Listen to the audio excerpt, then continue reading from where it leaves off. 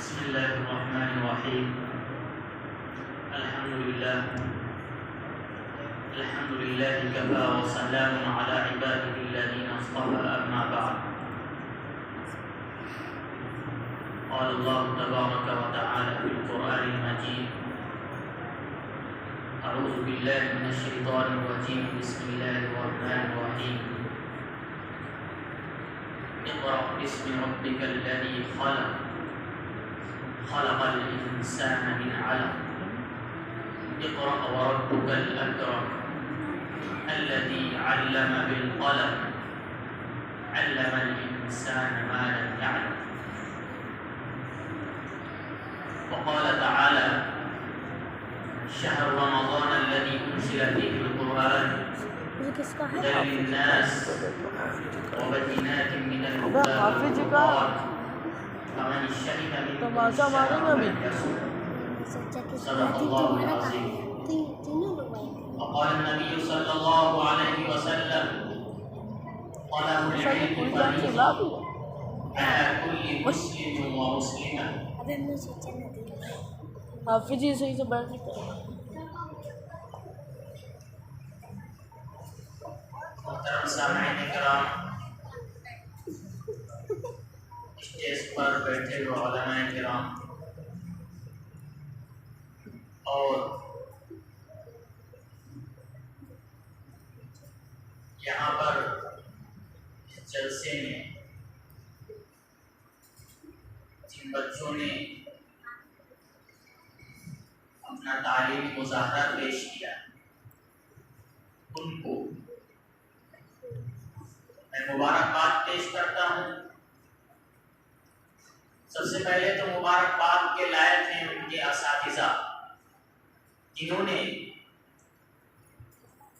محنت و مشقت کر کے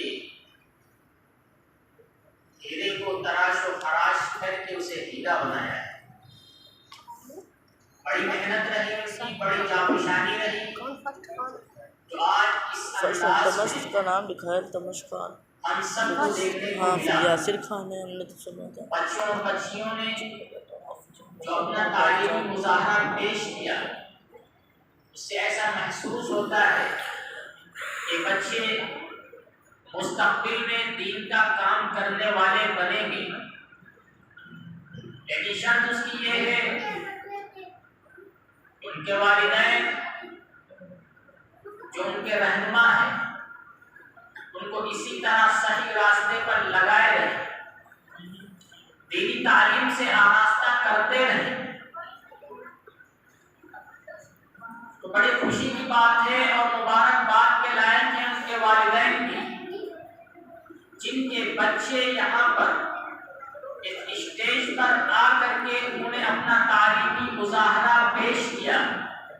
نبی اکرم صلی اللہ علیہ وسلم کی احادیث اور قرآن مبارک کی آیات پیش کر کے اس موضوع پر تقریریں پیش کی. ابھی کچھ دیر کے بعد ان کے نمبرات بھی جو دیے گئے ہیں، اول دوم پوزیشن وہ بھی بتایا جائے گا اور ان کو انعامات سے بھی نوازا جائے گا. لیکن سب سے بڑا جو انعام ہے وہ اللہ تبارک و تعالی کے پاس ہے. یہاں پر جو ان بچوں کی حوصلہ افزائی کے لیے انعام و اکرام رکھے گئے ہیں، لیکن جب ہمارے بچے دین سے لگاؤ رکھیں گے، دینی تعلیم سے آراستہ ہوں گے، تو یہی وہ بچے آگے چل کر کے امت کے لیے، امت میں دین کا کام کرنے والے بنیں گے. یہی وہ بچیاں ہیں جو عورتوں کے اندر پہنچ کر کے جو عورتیں راہ راست سے ہٹی ہوئی ہیں ان کو صحیح راستے پر لانے کا کام کریں گی. تو اللہ تبارک تعالیٰ ان تمام بچوں کو سلامت رکھے اور ان کے علم میں اور اضافہ فرمائے. میں نے جو آیت تلاوت کی اقرأ باسم ربک الذی خلق، نبی اکرم صلی اللہ علیہ وسلم کے اوپر سب سے پہلی آیت نازل ہوئی تو اقرأ باسم ربک الذی خلق. جب آپ علیہ السلام اس دنیا میں آئے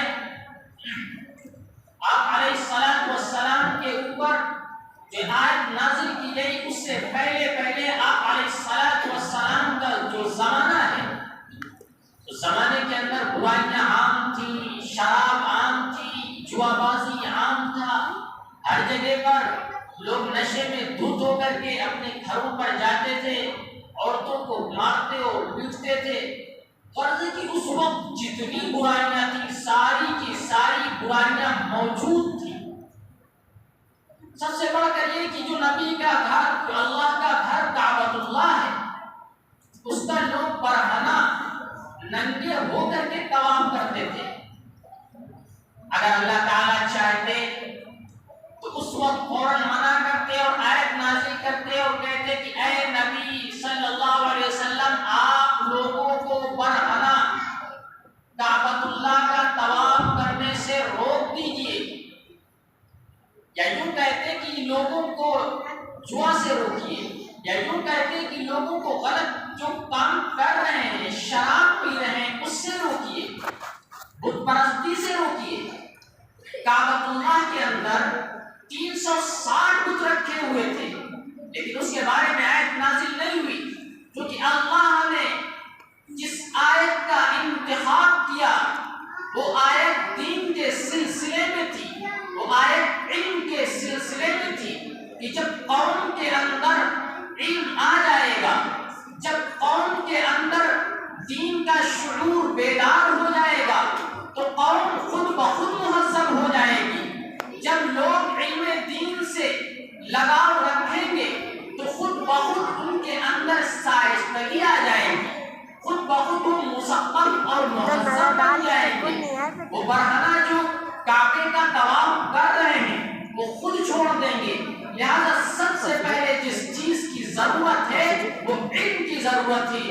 علم کی ضرورت اس بات کی کہ جب لوگ سیکھ جائیں گے تو خود بخود ان کے اندر وہ صلاحیت پیدا ہو جائے گی، خود بخود ان کے اندر وہ چیز پیدا ہو جائے گی کہ وہ غلط کام سے رکیں گے اور دوسروں کو روکیں گے۔ اس لیے اللہ نے سب سے پہلے جس آیت کا انتخاب کیا، فرمایا اقرأ بسم ربک الذی خلق خلق الانسان من علق اقرأ وربک الاکرم الذی علم بالقلم علم الانسان ما لم يعلم۔ اے محمد، اے نبی، لوگوں سے کہہ دیجئے کہ پڑھیے اپنے اس رب کے نام سے جس نے تمہیں پیدا کیا ہے۔ جس چیز سے پیدا کیا، خلق الانسان من علق، ایک ناپاک لوتھڑے سے جس نے پیدا کیا۔ اقرأ وربک الاکرم، پڑھیے اس ذات کے نام سے، اس رب کے نام سے، اس معزز رب کے نام سے جس نے انسان کو قلم کے ذریعے سے تعلیم دی۔ علم الانسان ما لم يعلم، انسان کو وہ تمام باتیں سکھلا دی جسے اس کو پتا بھی نہیں تھا، جو جانتا بھی نہیں تھا۔ تو اللہ تبارک تعالیٰ نے سب سے پہلے جس آیت کا انتخاب کیا وہ علم کے بارے میں کیا۔ علم کون؟ دین کا علم۔ فرمایا اقرأ بسم ربک الذی خلق، یعنی شروعات کیجئے تو اپنے رب کے نام سے شروعات کیجئے۔ سب سے پہلے آپ کو اصلی علوم حاصل کرنے کی ضرورت نہیں ہے، سب سے پہلے آپ اپنے بچے کو دین کی تعلیم سے آراستہ کیجئے۔ جب آپ کا بچہ دینی تعلیم کو سیکھ جائے تب آپ اگلا قدم بڑھائیے۔ دنیا میں جتنے بھی علوم و فنون ہیں، چاہے وہ انگلش ہو، ہندی ہو، کوئی بھی علم ہو، کسی طریقے کا کسی بھی لائن سے آپ سارے علوم حاصل کریے، اور اس علوم کو حاصل کرنے کا جو مقصد ہو وہ یہ ہو کہ اس کے ذریعے سے ہم دین کی نشر و اشاعت کریں گے، ہم اس انگلش کے ذریعے سے دین کی تبلیغ کریں گے، ہم اس اپنی جو زبان، جو لینگویج جو ادر کنٹری کی سیکھ رہے ہیں، ہم اس کے ذریعے سے جا کر کے باہر ممالک میں اسلام کا جھنڈا گاڑیں گے، لوگوں کو دین کی باتیں بتائیں گے۔ ظاہر سی بات ہے ہم اور آپ اس سے ناشنا ہوتے ہیں۔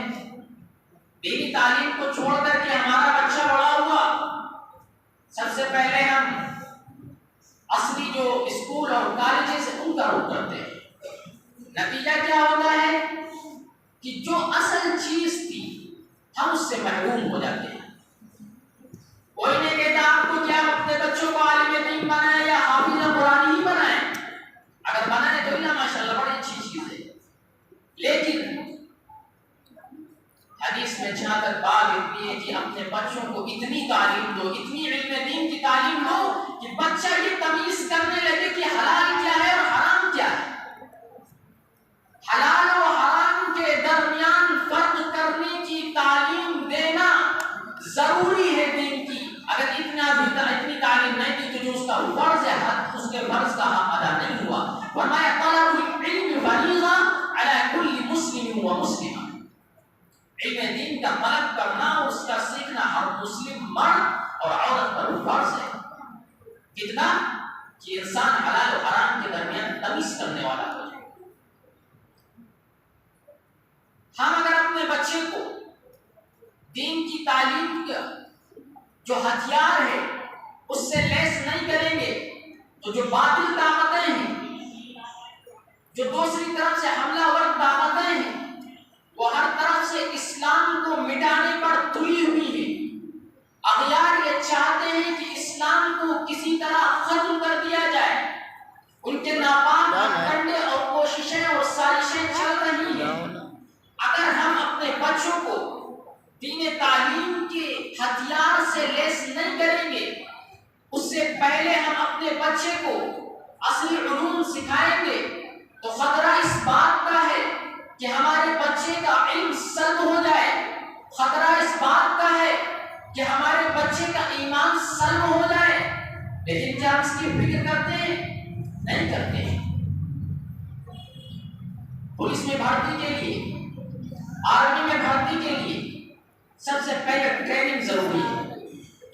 آپ کو یوں ہی آرمی میں بھرتی کر دیا جائے اور بارڈر پر آپ کو لگا دیا جائے تو کیا آپ مقابلہ کر سکتے ہیں دشمنوں کا؟ آپ مقابلہ نہیں کر سکتے ہیں۔ ادھر سے جو آنے والا ہتھیار ہے، ادھر سے جو آنے والی گولیاں ہیں، ادھر سے جو آنے والے بارود ہیں، وہ آپ پر حملہ کریں گے۔ چونکہ آپ اس سے پہلے ٹریننگ حاصل نہیں کی ہے تو اس لیے آپ اس میں جاں بحق ہو سکتے ہیں۔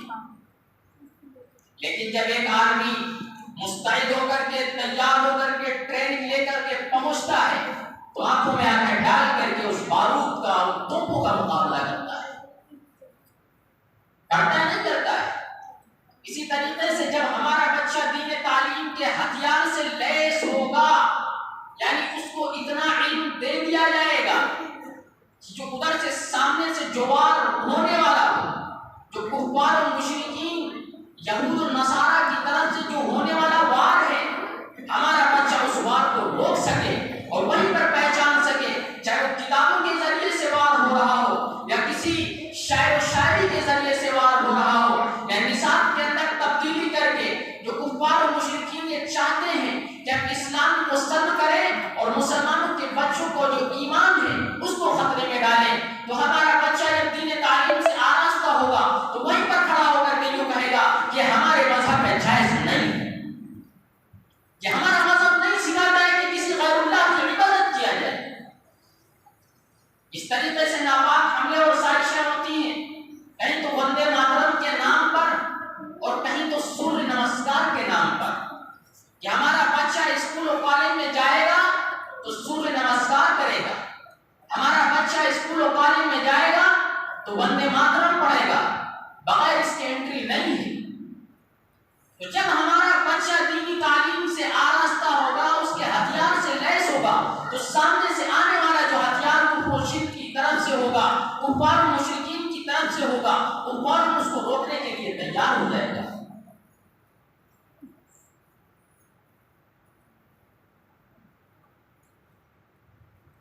تو اس لیے ہم اس وار کو روکنے کے لیے اپنے بچے کو اتنا علم سکھا دیں، اتنا علم سکھا دیں کہ جو آنے والا روک سکے۔ اللہ کے رسول صلی اللہ علیہ وسلم نے بھی کفار و مشرکین کا مقابلہ کیا، اور اسی طریقے سے صحابہ کرام کی جماعت نے، اللہ نے تو پہلے فرما دیا تھا یریدون لیطفئوا نور اللہ بافواہہم واللہ متم نورہ ولو کرہ الکافرون۔ یہ تو چاہتے ہیں کہ ہم کسی طریقے سے اسلام کو، اس روشنی کو بجھا دیں، ختم کر دیں، واللہ متم نورہ ولو کرہ الکافرون، لیکن اللہ اپنے اس دین کو مکمل کر کے رہے گا، لوگ کتنا ہی چاہیں اور نہ چاہیں، لیکن اللہ تبارک تعالیٰ اپنے اس اسلام کو اور دین کو قیامت تک کے لیے برقرار رکھے گا۔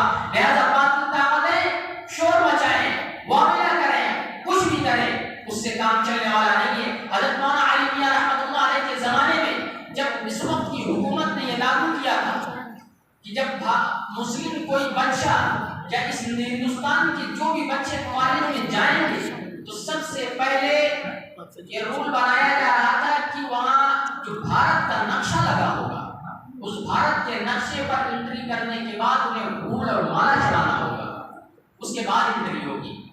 تو حضرت مولانا علی رحمۃ اللہ علیہ نے اس کے خلاف زبردست ایکشن لیا تھا اور کہا تھا کہ اگر تم ہمارے اس نوجوان ان ننھے منھے بچوں کا ایمان سلب کرنا چاہتے ہو، اس کی ناپاک کوشش کرتے ہو اور یہ چاہتے ہو کہ ہمارا جو مسلم بچہ ہے وہ پہنچ کر کے ہندوستان کے مالے پر، ہندوستان کے نقشے پر مالا چڑھائے تب اندر انٹری کرے، تو یاد رکھو ہم بھی فتویٰ دے دیں گے کہ ہر مسلم اپنے بچے کو جاہل بنانا گوارا کر لے لیکن ان کالجوں میں بھیجنا گوارا نہ کرے، کیونکہ وہاں پر خطرہ اس بات کا ہے کہ ایمان سلب ہو جائے گا۔ تو اس وقت کی حکومت نے سوال کیا تھا کہ آخر ماجرا کیا ہے، کیا آپ کو ہندوستان سے محبت نہیں ہے، کیا آپ کو بھارت سے محبت نہیں ہے، کیا آپ کو کل وطنی کا ثبوت نہیں دیتے ہیں؟ لیکن قربان جائیے حضرت مولانا علی رحمۃ اللہ علیہ پر انہوں نے اس وقت کی حکومت کو جواب دیا تھا، وہ سنہرے حروف سے لکھنے کے قابل ہے۔ حضرت مولانا علی رحمۃ اللہ علیہ نے کہا تھا کہ ہمیں بے شک ہندوستان سے محبت ہے اور یہ ہمارا ایمان ہے، یہ ہمارا نصف حصہ ہے کہ اگر ہندوستان سے، اگر ہم اپنے وطن سے محبت نہیں کریں گے، حب الوطن من الایمان، وطن کی محبت تو ایمان کی علامت ہے، لہذا ہم اپنے اس وطن عزیز سے محبت کرتے ہیں۔ میں اس بات کو کہنا چاہتا ہوں کہ اگر آپ کعبۃ اللہ کے نقشے کو لے آئیں اور کعبۃ اللہ کا نقشہ بھی لگا دیں اور پھر کہیں کہ مسلمان آئے اور کعبے کے نقشے پر مالا چڑھائیں تب اندر انٹری کریں، تو ہم بھی اس بات کو گوارا نہیں کرتے۔ ہم کعبے کا احترام ضرور کرتے ہیں لیکن ہم کعبے کی پوجا نہیں کرتے۔ ہم اگر پوجا کرتے ہیں تو ایک اللہ کی عبادت کرتے ہیں۔ اگر کوئی ذات کوئی لائق ہے، اس ذات کوئی ذات عبادت کے لائق ہے تو وہ اللہ ہے۔ ورنہ قل هو اللہ احد اللہ الصمد لم یلد ولم یولد ولم یکن له کفوا احد۔ اللہ نے وحدانیت کا درس پہلے ہی دے دیا تھا۔ محمد رسول اللہ صلی اللہ علیہ وسلم نے اس دنیا میں آ کر کے مسلم قوم کو وحدانیت کا درس پہلے دے دیا تھا۔ لہذا میں اس بات کو صاف کر دینا چاہتا ہوں کہ کعبۃ اللہ کا احترام اپنی جگہ پر ہے لیکن میں کعبۃ اللہ کی عبادت نہیں کرتا۔ اسی طریقے سے ہندوستان کے نقشے کا احترام اپنی جگہ پر ہے لیکن میں ہندوستان کے نقشے کی عبادت اور پوجا نہیں کرتا ہوں۔ صرف اور صرف پوجا کی اگر کوئی ذات لائق ہے تو وہ اللہ کی ذات ہے، اللہ وحدہ لا شریک کی ذات ہے، میں اس کی عبادت کرتا ہوں اور میں آخری دم تک اس کی عبادت کرتا رہوں گا۔ اس وقت کی حکومت نے اپنا فیصلہ بدل دیا، کہا ٹھیک ہے مولانا جو آپ کہہ رہے ہیں وہ بات صحیح ہے، لہٰذا وقت کی قلت بھی ہے، پرچی بھی آ گئی ہے، ایک بات اور سمجھ فرما لیں رمضان کے تعلق سے، اس کے بعد بات ختم کرتے ہیں۔ اللہ تعالیٰ نے فرمایا فمن شہد منکم الشہر فلیصم، رمضان کا مہینہ ہے، رمضان کا مہینہ جسے عطا ہو جائے تو اس میں چاہیے کہ وہ روزہ رکھے۔ اب روزے کے سلسلے میں بات یہ ہے، بات یہاں پر پہنچتی ہے لوگ تندرست و توانا ہوتے ہیں لیکن اس کے باوجود بھی روزے سے کتراتے ہیں، تو یہ غلط بات ہے بلکہ یہ کلا دین کا مذاق ہے۔ اور سب سے بڑی بات تو یہ کہ لوگ روزہ نہیں لیتے اس کے باوجود روڈ پر ٹہل گھوم کر کے کھاتے پھرتے ہیں۔ حدیث میں ہے کہ جو اس طرح کرتے ہیں، حدیث کی جو تشریح لکھی ہے مظاہر میں کہ جو اس طرح کرتے ہیں تو گویا کہ وہ اللہ تعالیٰ سے یہ چیلنج کر رہے ہیں کہ اے اللہ تو نے تو فرما دیا کتب علیکم الصیام، روزے فرض ہیں لیکن میں تیری نہیں مانتا، گویا کہ وہ علی اعلان بغاوت کر رہا ہے۔